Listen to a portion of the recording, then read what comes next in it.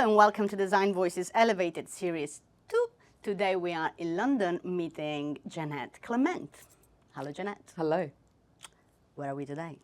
We are in the BT Group headquarters in East London. Nice. It's a beautiful building, I have to say, with a fantastic view, and we're going to show you around in a minute. But first, I would like to hear, what's your story? Oh, my story. Without going back through all of my career, I've moved through all three sectors. I've started in the charity sector, public sector, currently in the private sector. The constant thread, or the thing that's been most important to me through all of those roles, is making positive change for people. Started in the charity sector. And I think that's quite a good grounding when you're a young designer. You have to do many different roles, many different jobs. Budgets are small. You have to really get by. So doing things, started out as a graphic designer, but doing web design, learning coding, doing designing processes for back ends, as well as designing and understanding what the experience would be, front end, speaking to users. I think those types of roles make you quite a versatile designer, and that set me up for my future career, just having that mindset of being open to learning, open to moving into different disciplines. It also almost became like a natural progression to move into service design. Which is what my role is now. Okay, can you tell us a bit about the role, keeping in mind that a lot of the people that watch this are not British, so they might not know what BT is. Good point. So I'm head of service design at an organisation called BT Group. It's got 3 brands within it. So British Telecom, people will know well as one of the biggest broadband providers in the UK. Mobile phone provider, and PlusNet, another broadband provider. And my role is head of service design, so I support all of the service designers in the consumer-facing part of the business. We're currently within digital, but working, helping to create the dots across channels. What does it mean to be a head of service design? What are the things? What do you do? Oh, good question. Sometimes I ask myself that on a regular basis. But I think my role as a leader is about enabling others. So sure, it is about like building the team, making sure we've got the right people and the right skills in house.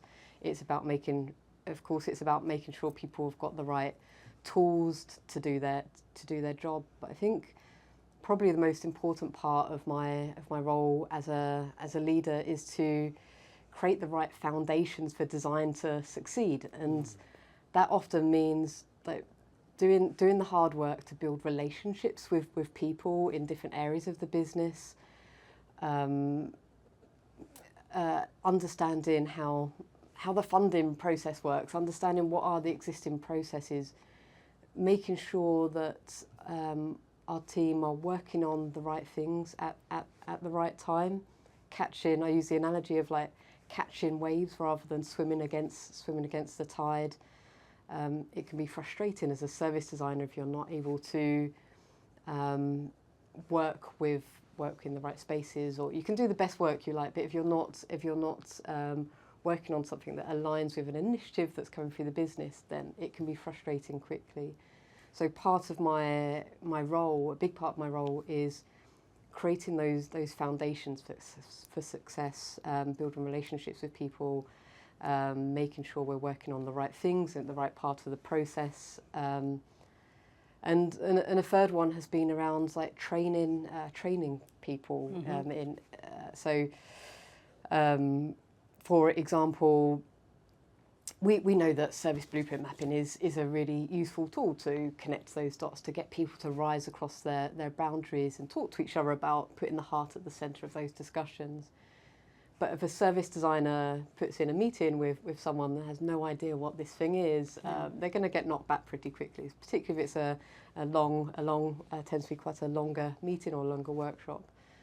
So one of the things we did to create the fertile ground for that, for service designers not to be knocked back, was to roll out service blueprint mapping training, and we got it onto BT Group learning platform. It was open to anyone, and we've trained over 400 colleagues now, and they are half-day workshops where they're coming and learning about what user-centered design is, what different types of maps there are, and focusing on service blueprint mapping. And by the end of the session, they're mapping themselves, and naturally we measure ourselves before and after, and the scales of understanding the value of mapping go from being like 1, 2 to 4, 5s by the end. So those types of activities that I'm helping to facilitate as as a leader are helping service designers to do their job and to be able to have success. I'm very interested about this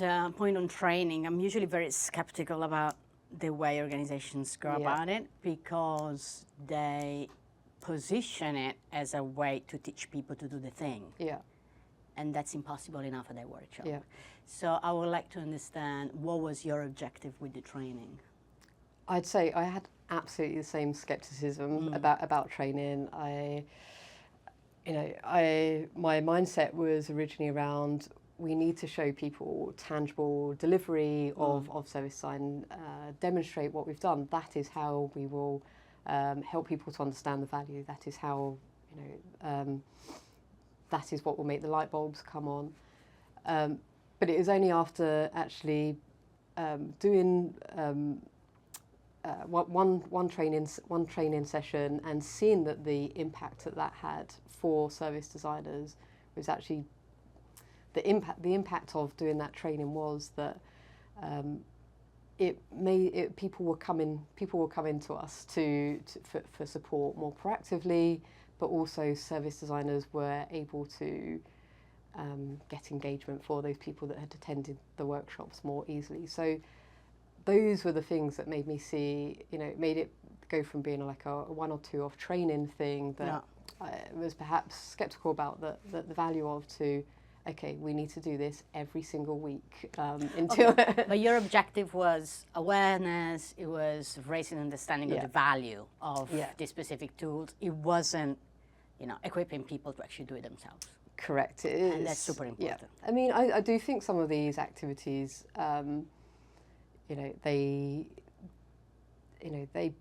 everyone has to start somewhere, and they are valuable activities for people to learn. But yeah, the intention is not to have trained service designers and have fully fledged facilitators running these things themselves. It's for them to understand the value for it. It's like a taster, and around that workshop, bookending it, we're teaching like the fundamentals of user-centered design. So why we start with user needs, why we identify the importance of understanding user goals, and the importance of understanding end-to-end journeys. And so it is, they're learning lots of things in that session, but the intention isn't to make them designers necessarily.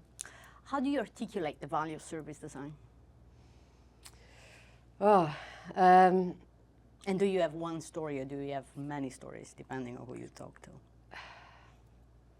So, in the context that I'm in right now, which is a large organisation with a lot of complexity, and lots of people, there's, you can go into meetings and it's rarely under 40 people in those meetings, and cozy.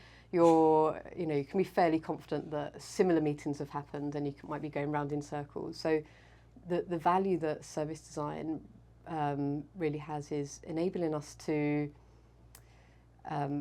cross boundaries and provide clarity on direction, and do that collaboratively. So we use the phrase of like joining up the dots a lot, but that to me really means we're using these design activities to rise above our organisational silos, our boundaries, and we're starting to draw out together how things are and how things should be.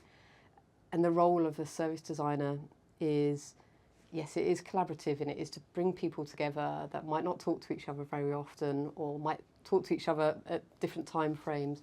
It is to bring them together, but it is also to provide that clarity and that direction and that clear intention of where we need to get to together. And I think maybe that end part becomes forgotten a bit as designers. So in a complex organisation where there's a lot of fog and there's a lot of confusion and there may be a lot of going around in circles, providing that clarity, visualising that future for people and helping to provide that direction is a really important part of our role and a really important discipline that's enabled service design to thrive to thrive here. Do people recognise it as such, as an important discipline? Outside of the design team, obviously. We wouldn't have. So we've got a design team, service design team of 12. When I started 5 years ago now, I was started as head of user research and accessibility. There was not a service design team. And no one sat down and said, "Hey, here's a big budget for 12." Yeah, how many people? 12 people. Yeah, go and hire 12 people, Jeanette. We had to prove that value, like bit by bit from the ground up, and we started by converting two product designers. So within maybe a year of joining, I realised that it was an important discipline that was missing, and worked with the director of design to work out how we were going to start, how will we introduce service design here, and converted two product designers that had that eagerness to work in it's to move beyond the pages or the silos that they're working in. Andy and John were those original two service designers, and they really did the hard work to demonstrate the value of service design. Not me. I may have supported them in that, but they demonstrated that value by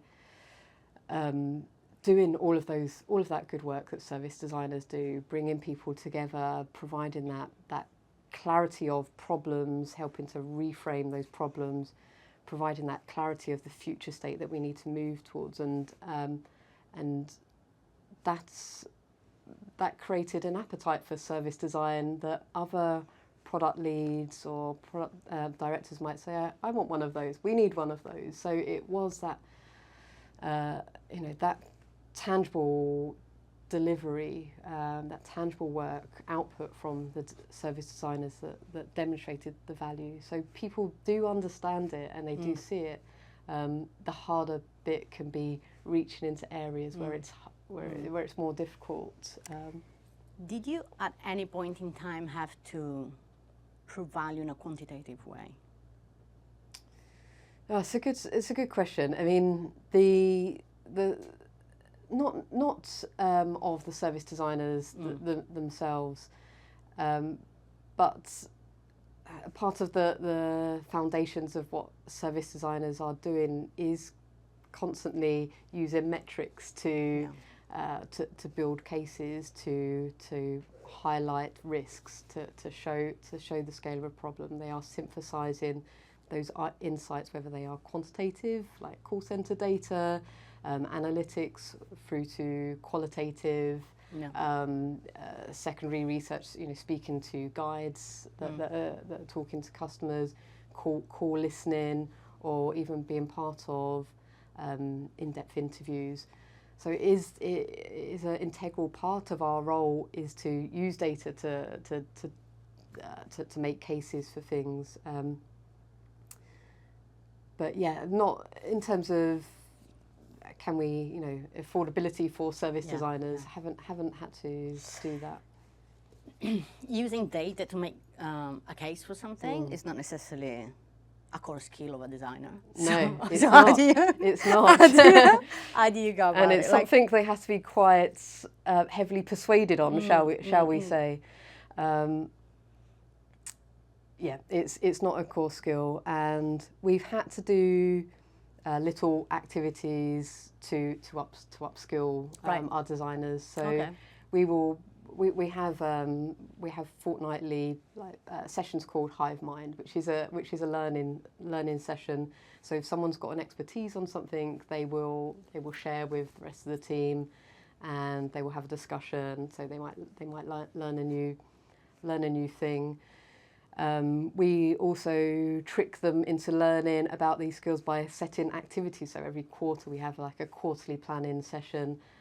There was one recently where we gave them, we broke service designers into groups and gave them a challenge to measure a service. And the winning team had, they gathered the most creative metrics. So by doing that, they had to go into the systems that they wouldn't normally go into, call centre listening, going into Adobe Analytics. So that is, I totally agree, that is a muscle that service designers don't use enough, but it is really important, again, as a leader, that you're really articulating the importance of measurements. That is what does get senior stakeholders to sit up and listen, and it is the thing that's irrefutable. So yeah, really important part of a skill of a service designer. At one point you talk about catching waves. Yes. Which in my world I describe usually as, start where the energy of the organization is. Yeah. But it's usually for people quite hard to figure out where that energy is. So how do you recognize a wave? It's a good question, and my team will know I love an analogy, especially like water-based ones. But it is something we quickly realised after seeing service designers struggling to have impacts. Like, we would identify a problem, but if something related to that isn't on the annual plan or isn't in a initiative that's in flow, then you could be shouting, you're going to be shouting very loudly to get attention. So catching a wave, there's two signals of waves coming. So one, I have got myself and another senior service designer much closer to the front door process. So we sit on those calls every single Monday morning and listen to the initiatives that are coming through the front door. And we have a spreadsheet, and it took us a long time to be part of that process, that front door process. But now service blueprint mapping is a recognised activity at an early stage. So we get to say at that early stage, this needs service blueprint mapping. And of course, service blueprint mapping is, it is a tool, but what we're saying is service design needs to support this and help us and help bring people together to understand more about the problem. And so that is one of those ways that we are catching those waves early, much earlier, maybe 6 months earlier than we were capturing them in digital, because as is common in many large organisations, digital can be seen as a delivery mechanism and can catch those waves, could be like petering out by the end, and it's far too late to influence things. So that's one of the ways that we have got closer to those early wave signals. Another one might be if like a senior stakeholder is, they're very passionate about something. It is something that is maybe a real problem for them. So that is another wave that it might be worth us going towards to support. How do you get to know that? Oh, because your ear is to the ground, and I think everyone knows and senses when something is really important, when senior people are saying this is really important, then They're they're actually saying it, and so you're listening out for those things, and almost you've got this prioritization that's going on in your mind of like this. I've heard this talked about 10 times, and it is those. I think those are the riskier things the riskier waves to catch. They might be a bit more turbulent. They might flip you over because those things can pass quickly as well. So it's something that is someone's problem one day it can be a different problem another day. So those are riskier. Those are more riskier than initiatives that are being funded and are coming through the front door and have been on the annual plan and are prioritised in the volatile. Okay. So those are the waves I like to go after. Yeah. Would you argue that a big part of your role is doing exactly that, or not? Yeah, it is probably.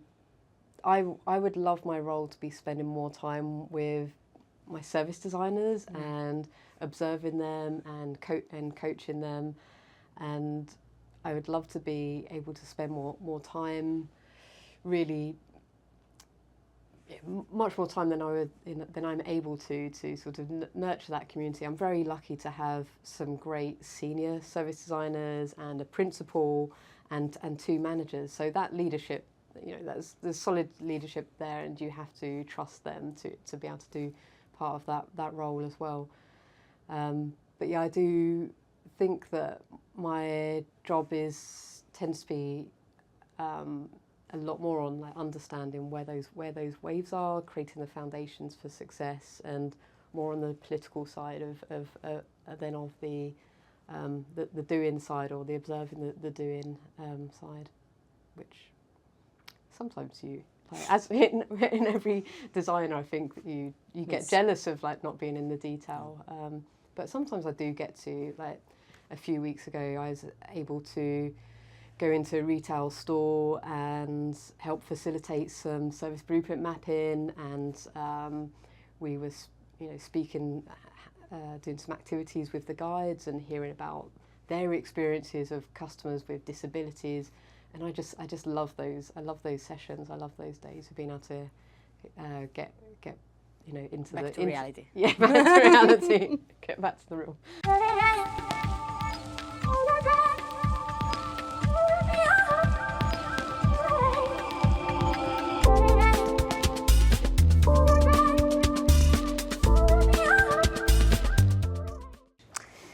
We moved the location. We moved on the sofa. More relaxed. More relaxed, more intimate, and we'd like to talk about your personal journey now. And I would like to know what is a moment that for you changed everything in your career. Oh. So I've talked about moving through different disciplines, but I think the moment that really changed my career was when I learnt that there was such a thing as service design. I had, maybe I was quite late in my career, but that was when I moved closer to, I worked at Parliament. We've been working closer with government, and really understood that these things that we'd been talking about the importance of, or the parts of design that had been frustrating to us, there was a whole discipline that it was actually called a discipline called service design that was the role to solve those problems. And from that point on, I just started to absorb and learn everything I could about this discipline, service design. Government, I would go to as many training sessions as I could. I would consume all of the books and watch.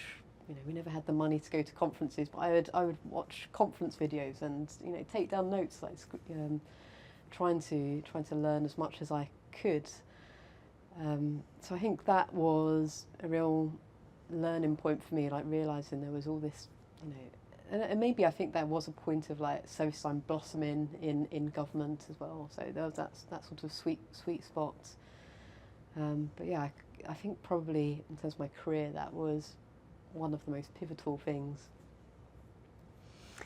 And is there something that you learned in those years that you would like to share to the people that are watching, or something that you wish you knew before? So many things. I think the main thing that I've learnt and was maybe a bit naive about when I started my career is that change is really hard, right? I maybe naively thought you could put together a presentation and do that presentation to lots of people, and they'd just get it, and they'd love your idea, and change would happen. But change needs resilience, it needs persistence, it needs all of those things I was talking about earlier about building relationships with people. It doesn't happen overnight. For example, I looked back at one of the blog posts I'd written 2 years ago about service patterns, and how important that was in a complex organisation, identifying those repeatable stages of a service that we would build over and over again without realising it, or understanding that we were building those things multiple times. And it's taken 2 years to in the last few months, we've started to deliver our first service pattern. So our first common stage that a user is going through is reducing the variation from 15 variations down to 1. And not going to lie, nearly lost hope multiple times. It's been really hard to bring together people from engineering, from product, from design, to understand the value of it. And so change takes time, and I think that's why service design is so valuable in-house, is that you need to have that persistence and that resilience and build those relationships with people. I'd love it to be quicker, but sometimes the important things do take time. How do you maintain that patience? I know a lot of people that try, they work in it for 2 or 3 years, and they really struggle to, see any signal that things are moving in the right direction, and they quit. And then you have these, several design leaders out there who, have worked for any organization moving under the sun. Basically, they change job every 2 years. Yeah, it is hard. I'm not going to lie. There is times when I've lost patience, but I think if there weren't, when something is right and it is logical, there are signals, there are people that do also believe the same thing, and you've got to bring those people closer and share the load between those people. So one of the biggest advocates has been the director of design, of understanding, and if you can if you can help to influence senior leadership, even more senior leadership, that can help with spark other signals elsewhere. But finding those people that do believe in the idea, do believe in that change, and bringing them closer and building a community around those people and meeting regularly to talk about, okay, what progress have we made? Okay, that's good. Okay, this person is now on board. Great. Oh, brilliant. Now content modeling is happening. Amazing. Okay, that's a blocker. Let's get help with that. Having those regular, those regular conversations is really, really important. And I think I've been really lucky to have some great service designers that you can pass that baton to, and they will take the lead. They will do some of the organising. They will facilitate the conversations, and been very lucky to have great service designers that share that load. So if I'm having a down day, they are still running. But it also takes some serious leadership to be able to let go like that. Yeah. To say today you lead, today it's your delegate to the point where you just let go. It's no longer your vision, your way, but it's their way. And you're absolutely right, and it can feel like poor leadership sometimes if someone else is leading I think on it's the something. other way around. And I know, but there's that imposter syndrome where you feel like you should be doing everything and part of everything, and that's not possible.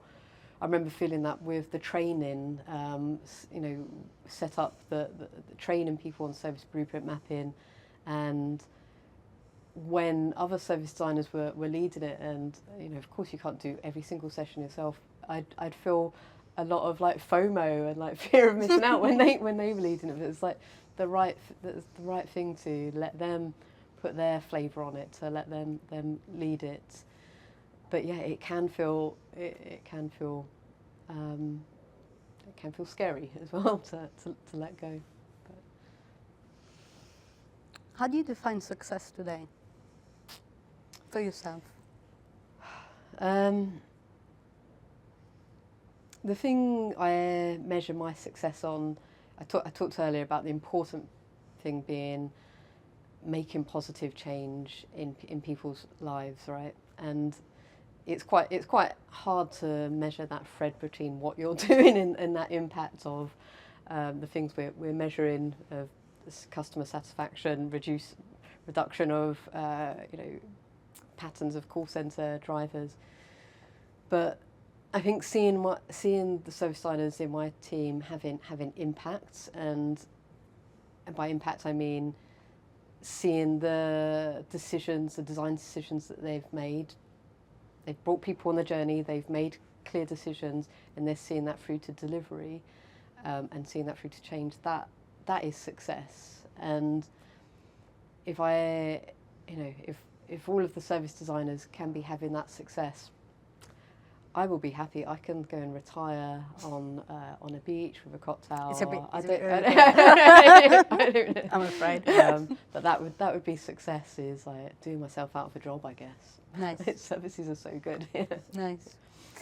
Can you tell us like an example of a moment where you or your team just failed to do something, and how did you recover from that?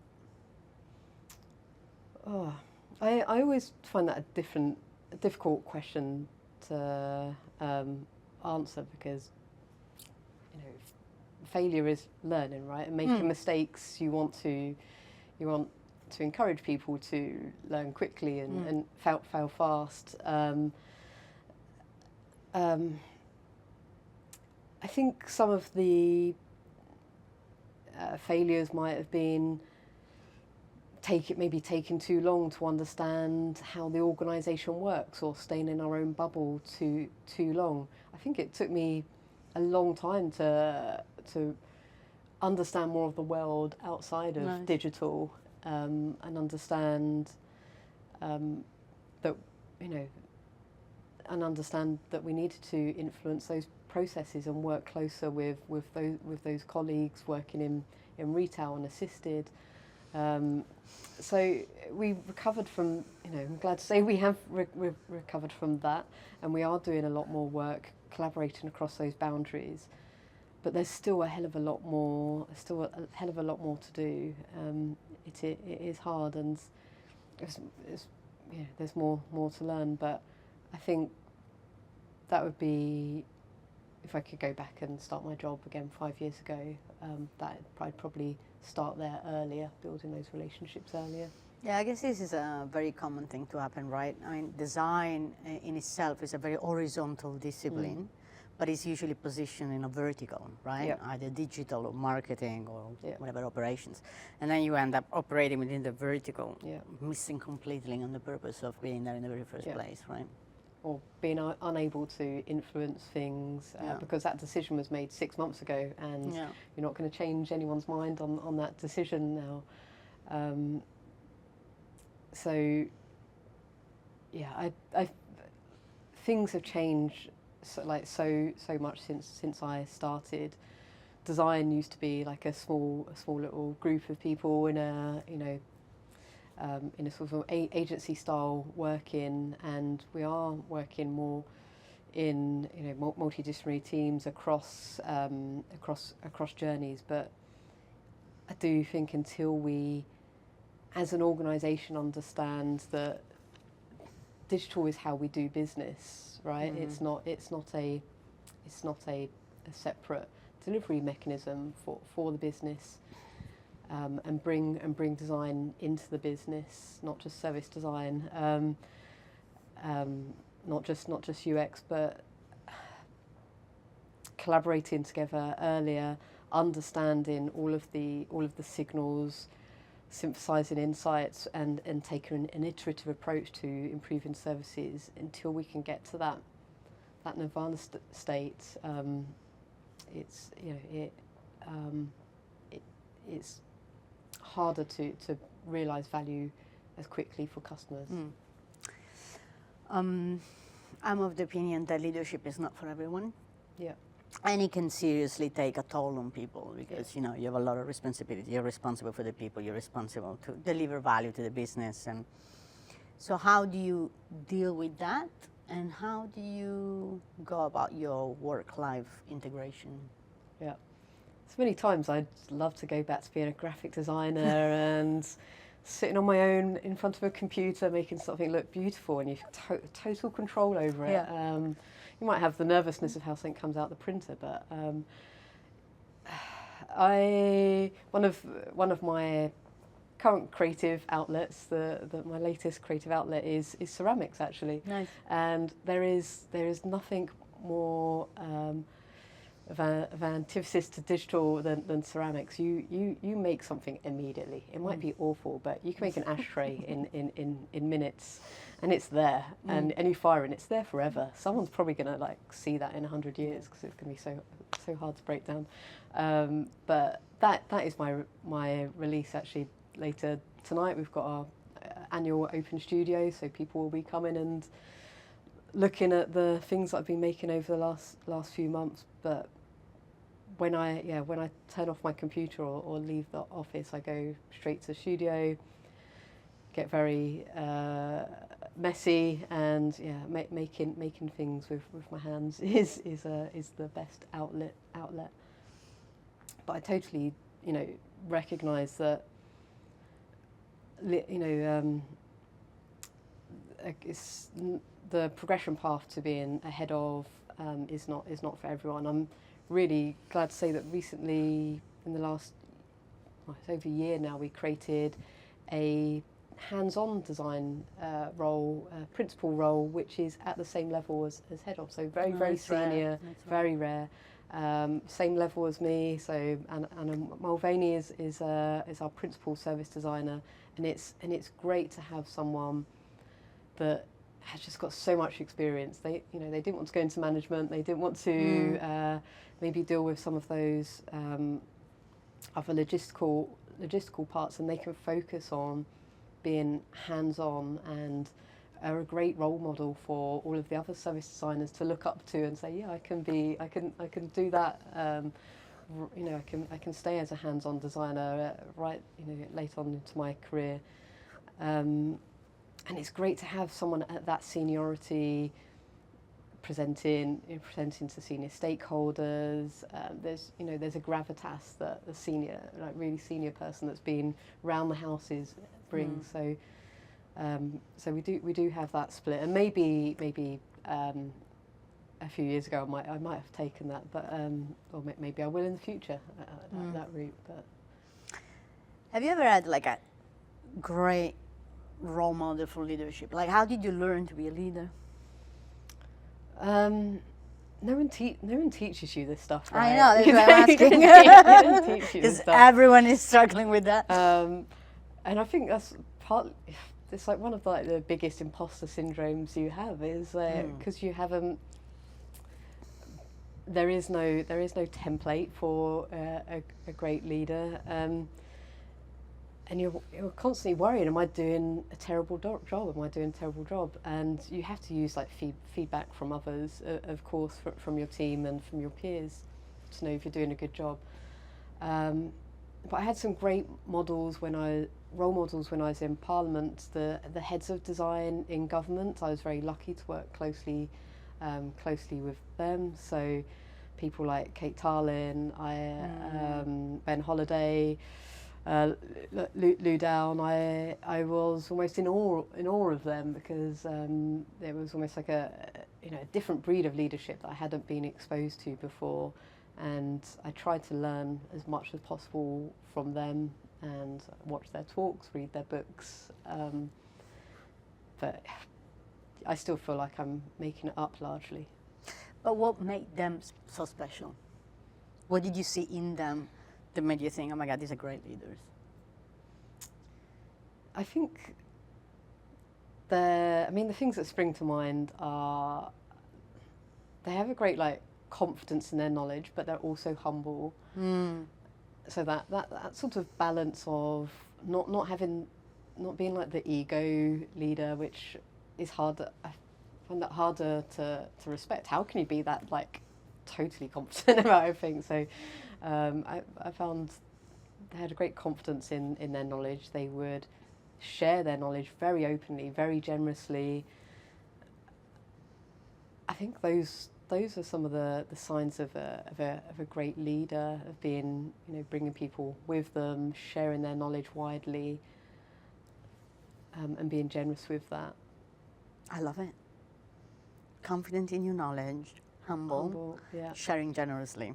That's it. I don't think there's anything else, actually. What's one fear that you have for the future? For yourself and for the design community? I think the fear is opposite of my hope, right? The hope is that we have great impact. My fear is that it becomes really hard to have design as a business, as a core business function. It's kept at arm's length. It's not valued. So yeah, my fear is always around those sorts of things of not having impact, not being relevant. I think sometimes that can be. I do believe design has to be in-house, but sometimes it is useful, partnering with external agencies that sometimes bring in that external fresh perspective that can be respected more by the business. But I think it's a delicate balance to have, and it's up to us. It's in our remit, and I talk to my designers a lot about having the importance of articulating the intention in their designs. We are designers. Our role is to make design decisions and to lead the business and to be visible. I don't mean in a loud at the big table sort of way, but finding creative ways to